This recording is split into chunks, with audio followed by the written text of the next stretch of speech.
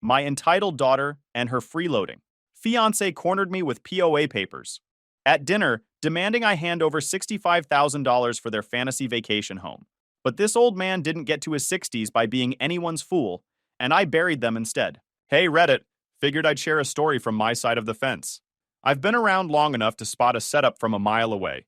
Raised my kids, worked my tail off, and thought I'd earned some peace. Turns out my daughter and her genius husband thought I was their retirement plan. What they didn't expect was that this old man doesn't play the fool.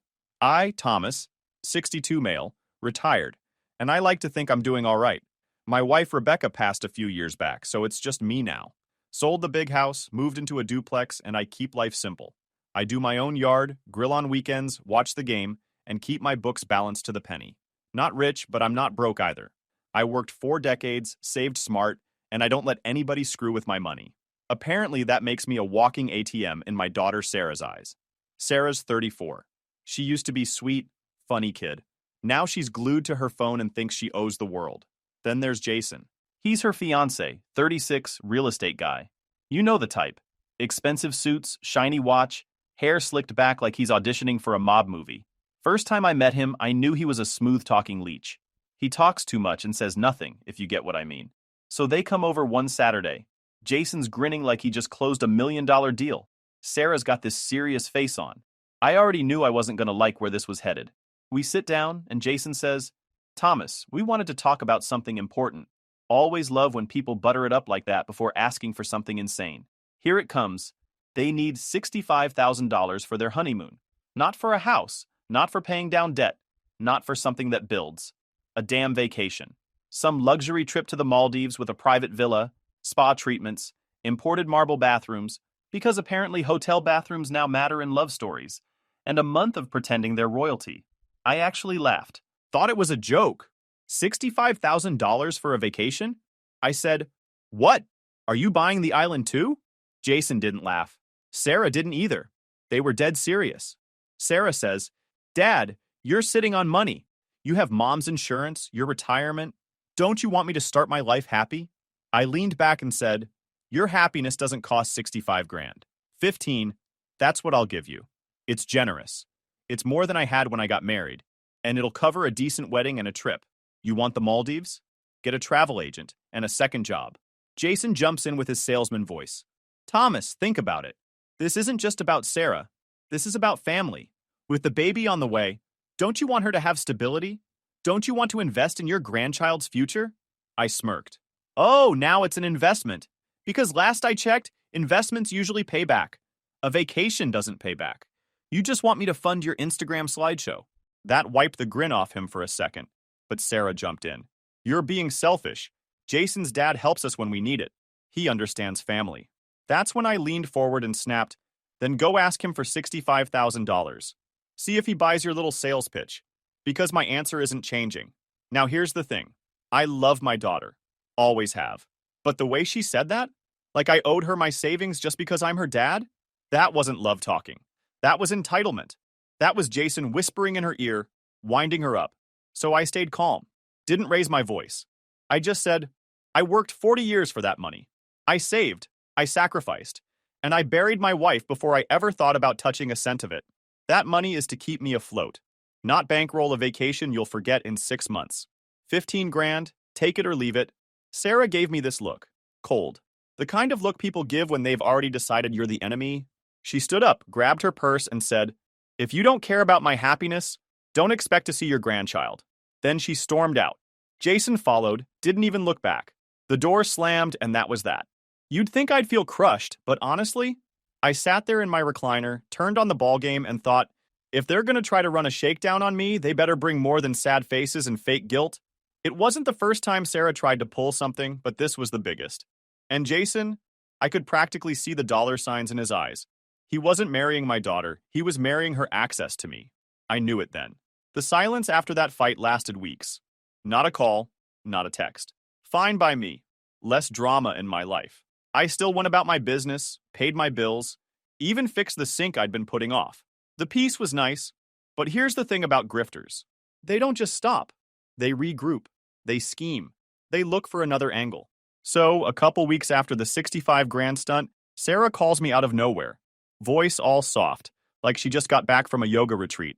Dad, I've been thinking, maybe we were both too stubborn. Jason and I want to talk things over. Let's do dinner. Vittorio's? My treat. Vittorio's. That's not a let's grab a burger place. It's where I took Rebecca for our 25th anniversary. Sarah knew that. That was the hook. She picked the one place she thought could soften me up, which told me two things.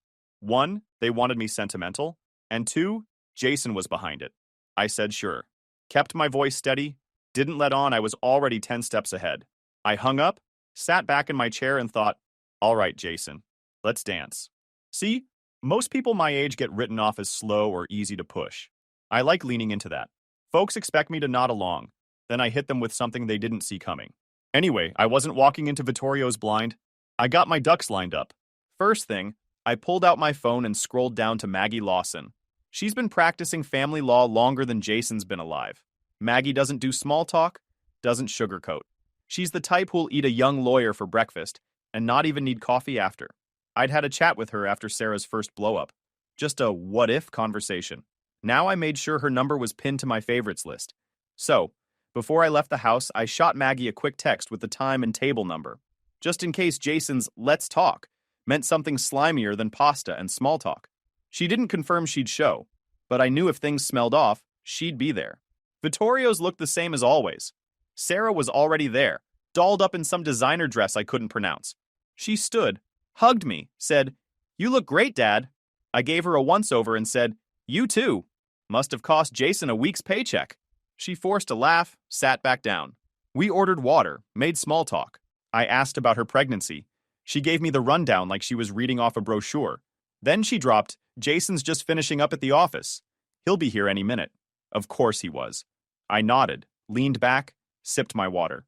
"Looking forward to it," I said. Though what I meant was, let's get this circus going. While we waited, I kept my phone on the table, screen down. But Maggie's number was one swipe away. I also had Jeremy's number queued. My son's an ER doc. Cool head under pressure, doesn't waste words. The type of guy you want around when stuff goes sideways. And knowing Jason, it was about to go sideways real fast. When Jason finally walked in, I didn't even flinch. He wasn't alone. 3 suits walked in behind him, briefcases in hand. And that's when I knew my gut was right. This wasn't dinner. This was business. Their business. Their shot at cornering me. But here's the thing. I wasn't cornered. Not even close. I'd played this game too long to fold now. Jason thought he had the upper hand, walking into Vittorio's with his little legal entourage. What he didn't know was, I'd already moved my pieces on the board. I straightened my jacket, gave him a grin, and thought, all right, son. Show me your cards. Let's see if you can handle what's coming next. Jason strutted over like he owned the place, flashing his fake movie star smile. Behind him, 3 lawyers trailed in with their briefcases, like ducklings following their mom. Real subtle. Vittorio's is candlelight and pasta, not a boardroom. They looked ridiculous. "Thomas," Jason said, "thanks for meeting us. We thought it'd be best to talk things through with some professional guidance." "Professional guidance," I repeated. Funny, I didn't realize reconciliation required a legal team. Guess I missed that episode of Dr. Phil. Sarah shifted in her chair, wouldn't look at me. She muttered, "Dad, they're just here to help explain some things." "Uh-huh," I said, leaning back. "So, do I order lasagna before or after the interrogation?" One of the suits, silver-haired guy with that practiced predatory grin, slid a manila folder across the table. "Mr. Carter, my name is Richard Kirk. We've prepared some documents we believe will make things easier for everyone involved." I didn't touch the folder, just looked at it like it might bite. "Easier for who exactly?" Jason jumped in before Kirk could answer. "It's simple, Thomas. You sign over power of attorney. That way Sarah and I can manage your finances, investments, property decisions. You know, take some weight off your shoulders." I raised an eyebrow. "Take weight off my shoulders? I still carry my own groceries, son. Pretty sure I can handle my bank account." Jason chuckled like I'd told a dad joke. Of course. But you're 62 now. Things get complicated. Markets shift. Why stress yourself when we can handle it?" I stared him dead in the eye. "Jason, I still do my taxes by hand and caught the county assessor overcharging me $800 last year. If you think I can't add, you've been sniffing too much copier ink." Sarah finally spoke up. Her tone was flat, cold. "Dad, this is the smart move. If you sign, everything runs smoothly. If you don't, well, you might not see your granddaughter grow up." And there it was, the threat, straight from my little girl's mouth. For a second, I just sat there, taking in the gall of it. Then I leaned forward, folded my hands, and said, "So that's the deal? Sign my life away or lose my grandkid? You realize that sounds less like family and more like a ransom note, right?" Sarah's jaw tightened. Jason put on his calm businessman face. "No one's threatening you, Thomas. We're offering security. For Sarah, for the baby, for you. This way, nothing gets mismanaged." "Mismanaged," I repeated. "You mean like your leased BMW that's overdue for service? Or your last 3 can't-miss real estate deals that missed so hard they're in orbit?" His smile twitched. The silver-haired lawyer cleared his throat, like he wanted to move things along. "Mr. Carter, if you could just sign here and initial here, we can finalize this tonight." I finally opened the folder. Power of attorney, just like I thought. Full control of my accounts, my property, my insurance. 40 years of sweat and work, laid out like a buffet for Jason to dig into. I closed it calmly. "And if I don't sign?" Sarah finally looked at me. Her eyes were cold, calculating. "Then you won't see Emma. It's your choice." I let that hang for a moment, then reached into my jacket pocket, passed my wallet and glasses, and pulled out my phone. I scrolled until I hit the number I wanted. Sarah's eyes narrowed. "Dad, what are you doing?" I pressed call, put the phone to my ear. "Hey, Jeremy. It's Dad. Need you at Vittorio's on Meridian." "Yeah, now. Don't worry about changing. Scrubs are fine. Just get here." I hung up, set the phone down on the table, screen up this time. Jason laughed nervously. "There's no need to drag Jeremy into this. This is between us." I smirked. "Between us?" "Jason, you walked into dinner with 3 lawyers. I think us left the building 20 minutes ago." The younger lawyer looked uncomfortable, shuffling papers he wasn't reading. Kirk tried again, softer this time. "Mr. Carter, family matters can get emotional. We're just trying to ensure everything is handled properly." "Handled properly," I said. "That's a good one. Let me guess. For a small administrative fee, right?" Jason's jaw twitched again. "Thomas, please. Don't make this harder than it needs to be. You should be thanking us for stepping in." I laughed, loud enough that a couple at the next table turned their heads. "Thanking you? Son, I'd thank you if you grabbed the check once in a while. But unless your signature magically adds commas to my balance, you don't get to step into anything." The silence after that was tight. Jason shifted. Sarah looked down at her nails. The lawyers exchanged glances like vultures realizing the prey wasn't dying on cue. I glanced at my watch. "Jeremy'll be here in about 20 minutes, give or take. He drives faster than you sell nonsense, so maybe less. Why don't we wait until he arrives? He's good at reading people." Jason's smile cracked. "Thomas, come on. You don't need Jeremy involved. This is a decision only you can make." "Exactly," I said. "Which is why I'm not letting you make it for me." For a minute, no one spoke. Silver-hair Kirk finally whispered something to Jason, who nodded stiffly. Sarah still wouldn't meet my eyes. I leaned back, relaxed, and folded my arms. "Tell you what, gentlemen. Let's all enjoy the nice music, the candlelight. Maybe even order a plate of pasta while we wait for my son. Because I've got a feeling he'll have a few choice words about all this. And trust me, he's a lot less patient than I am." The silence stretched, tight as piano wire. Then the door opened. In walked Jeremy, fresh from the hospital, still in scrubs, badge clipped to his collar. He spotted the table, sized up the scene in 3 seconds flat, and strolled over. "Wow," he said, pulling out a chair. "Dinner with lawyers. Fancy. You paying, Jason? No? Didn't think so." Jason stiffened. "Jeremy, this isn't necessary. We're just—" Jeremy cut him off with a hand. "Don't waste my time. I was elbow deep in a guy's chest an hour ago. If you dragged me here because you're running another scam, I'm charging you consulting rates." I leaned back, hiding a grin behind my hand. My boy was sharp, and I knew Jason had no clue what storm just rolled in. The silver-haired lawyer cleared his throat. "Mr. Carter, we were simply presenting your father with an option to ease the burden of managing his assets." Jeremy leaned forward, elbows on the table. "Assets? You mean his retirement, his house, the stuff he spent 40 years building? And you want him to hand it over to Captain Lee's payment over here?" He jerked a thumb at Jason. "Yeah, not happening." Jason bristled. "You don't understand the arrangement. This is about protecting Sarah and the baby." Jeremy gave him a slow once-over, like a doctor examining a rash. "Protecting them? Jason, you can't even protect your own credit score. You've been ducking Visa since 2019. Don't talk to me about protection." Sarah slammed her phone down. "Jeremy, stop.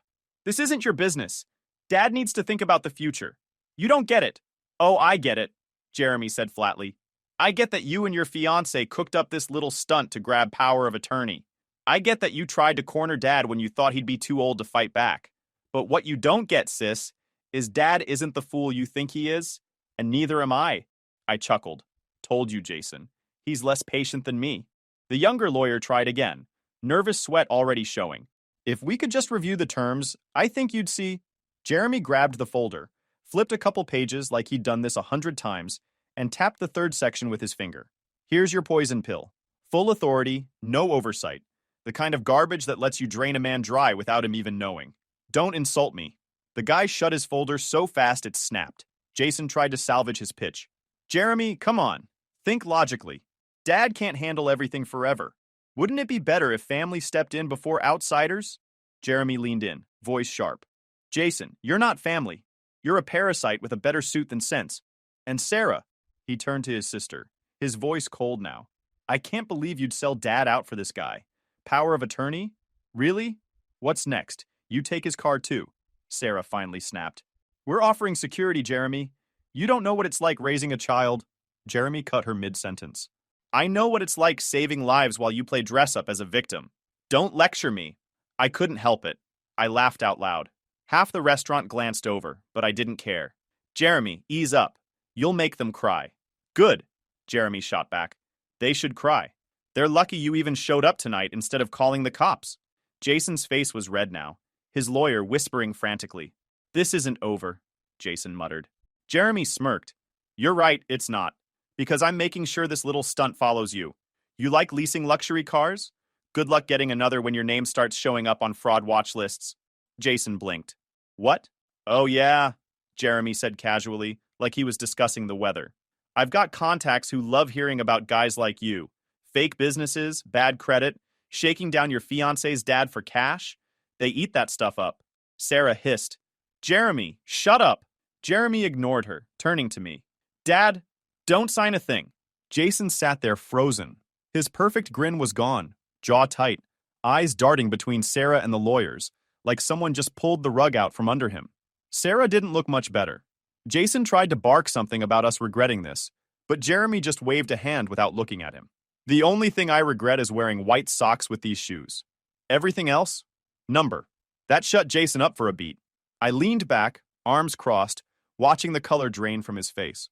The room was tense, and I knew it was only a matter of time before the next move hit the table. The room was dead quiet. Jason was still clutching his precious folder like it was the Magna Carta. Sarah had her arms crossed like she was queen of the castle, and Jeremy was leaning back in his chair with that smirk that always told me he was 2 steps ahead. That's when I saw her. Maggie. Thomas, she said, resting a hand on my shoulder. Sorry I'm late. Traffic was hell. Not a problem, I said. You got here just in time. These kids were about to start performing a magic act with my bank account. Jeremy snorted. More like a robbery without the masks.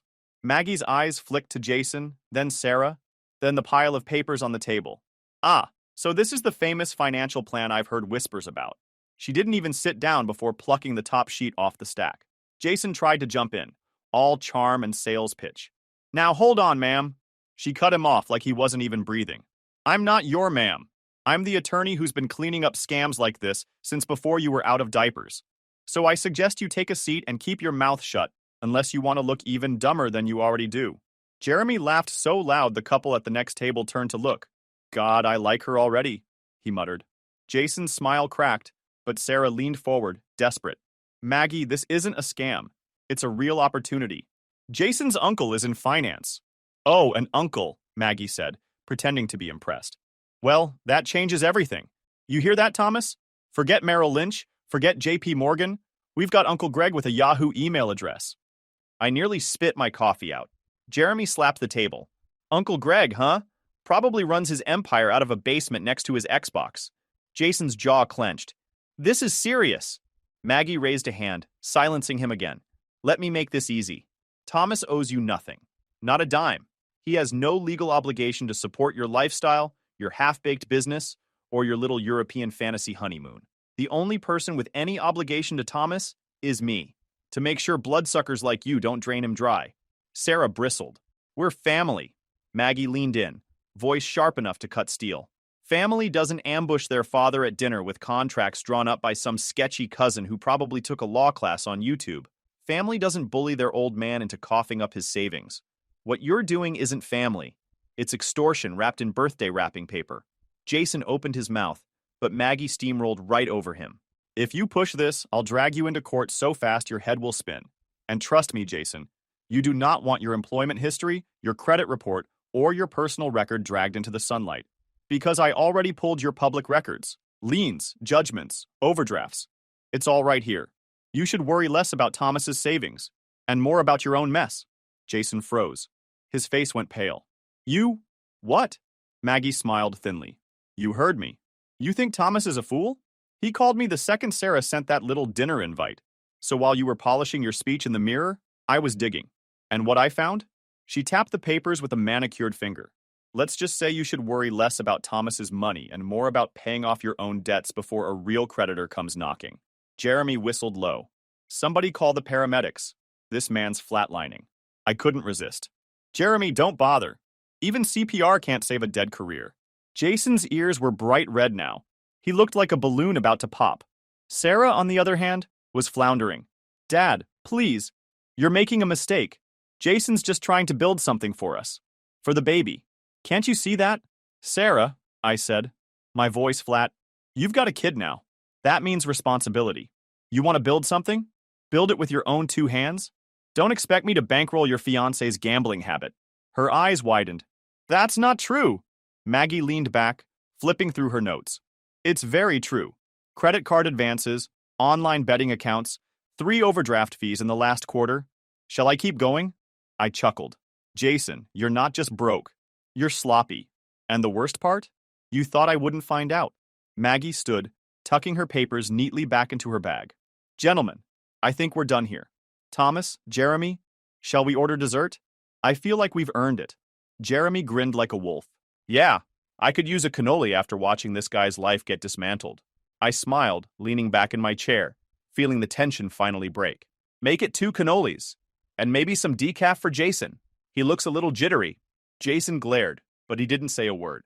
Sarah's face was pale, her eyes darting between me, Jeremy, and Maggie, like she couldn't believe her perfect little ambush had blown up in her face.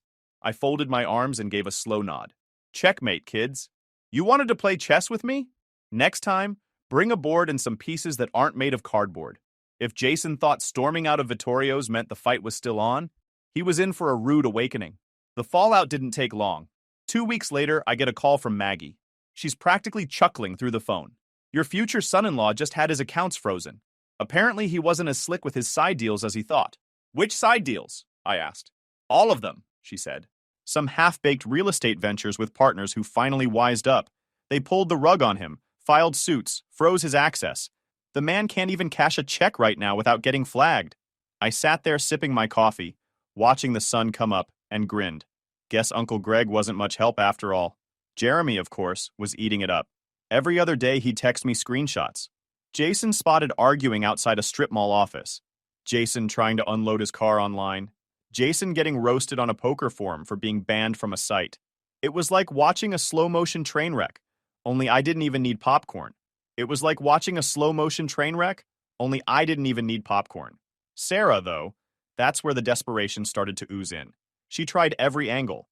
First, it was the "we're still family" approach. She mailed me a birthday card. Nothing special inside, just a "happy birthday, Dad" scrawled in that rushed handwriting of hers. No gift, no phone call, just enough so she could say she'd tried. Then came the chance encounters. Running into me at the hardware store, all smiles like nothing had happened. Oh, Dad, what a surprise. I was just grabbing paint samples. Yeah, sure. Meanwhile, she lived 20 minutes away and hadn't touched a paintbrush since high school. See, I'd already made up my mind. I wasn't playing their games anymore. You can only fall for the same trick so many times before you start treating the magician like an amateur. And once I pulled my focus off their nonsense, life actually got better. Case in point, Frank Evans. Moved in 2 houses down. 70 if he's a day. Ex-factory guy. Tough as nails. The type who wears suspenders unironically and calls everyone chief. First time I met him, he was cussing out a contractor for trying to overcharge him on a gutter job. I stepped over, backed him up, and 5 minutes later, we were on his porch swapping stories. You remind me of the guys I used to work with, he said. Sharp. Don't take crap from anybody. We're going to get along fine. And he was right.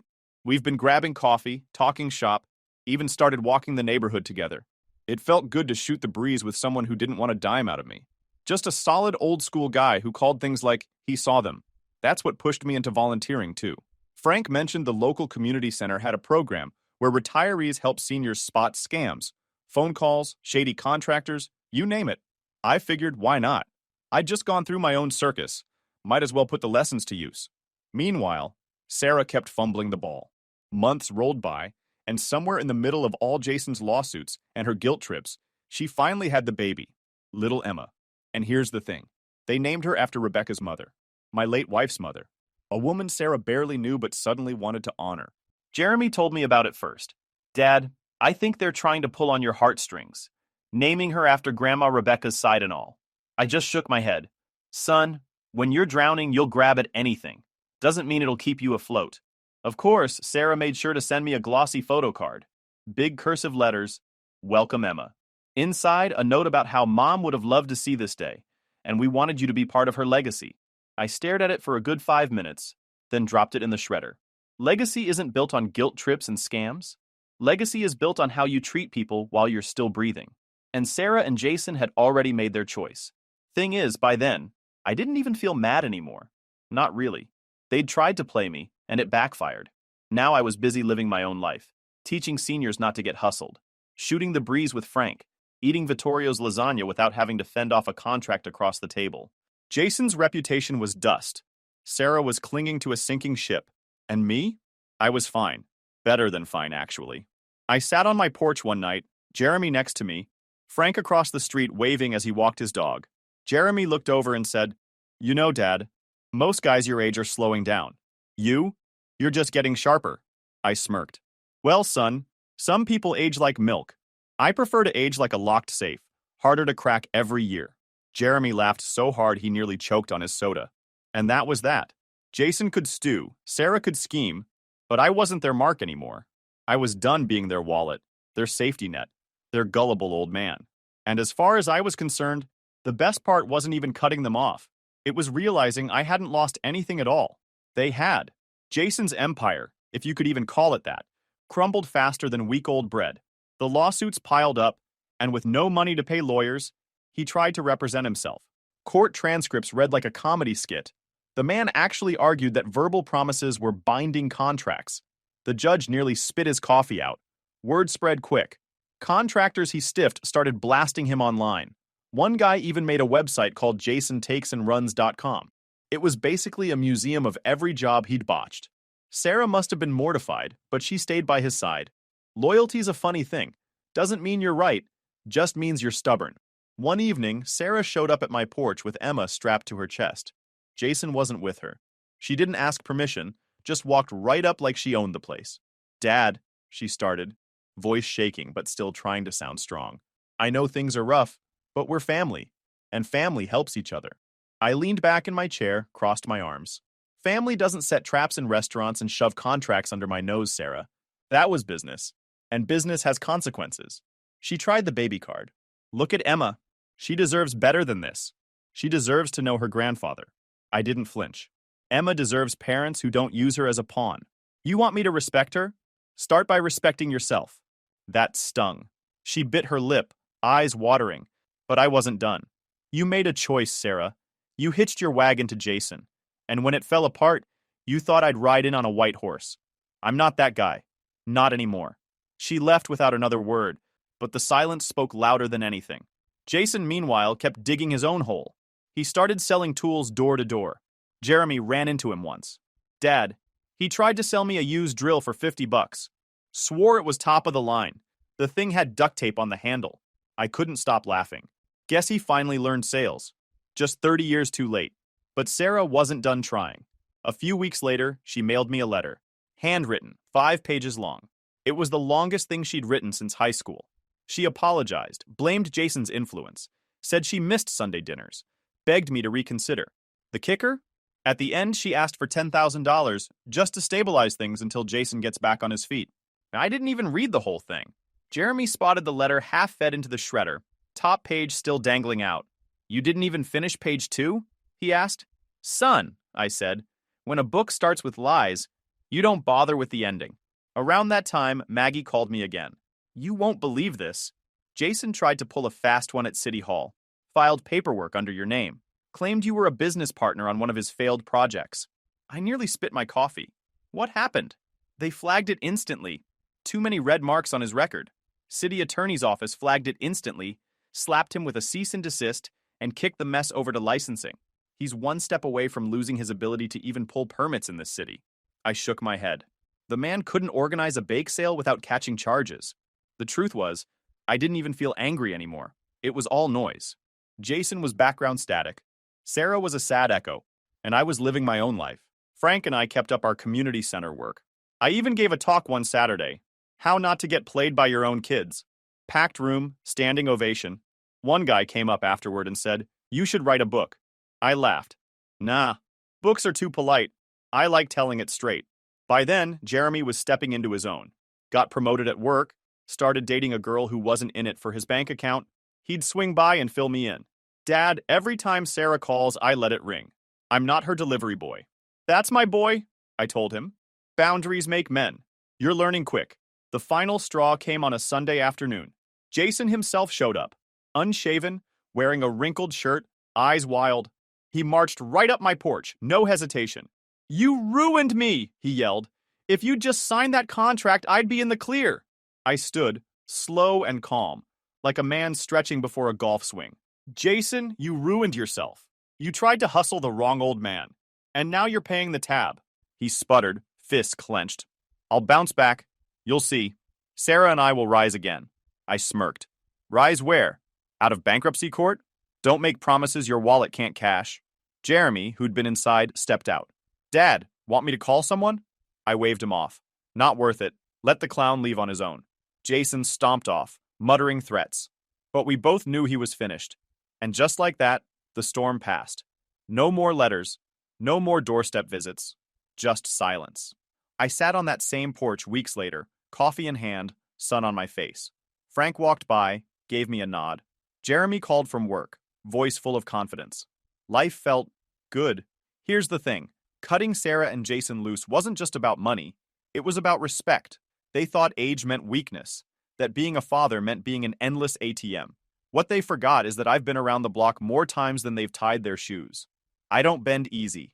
I don't break at all. And if anyone asks me now what happened, I keep it simple. My daughter and her fiancé tried to play me, I say. Turns out, they weren't ready for the old man's game. And then I smile. Because at the end of it all, I didn't just win. I walked away sharper, freer, and laughing harder than ever.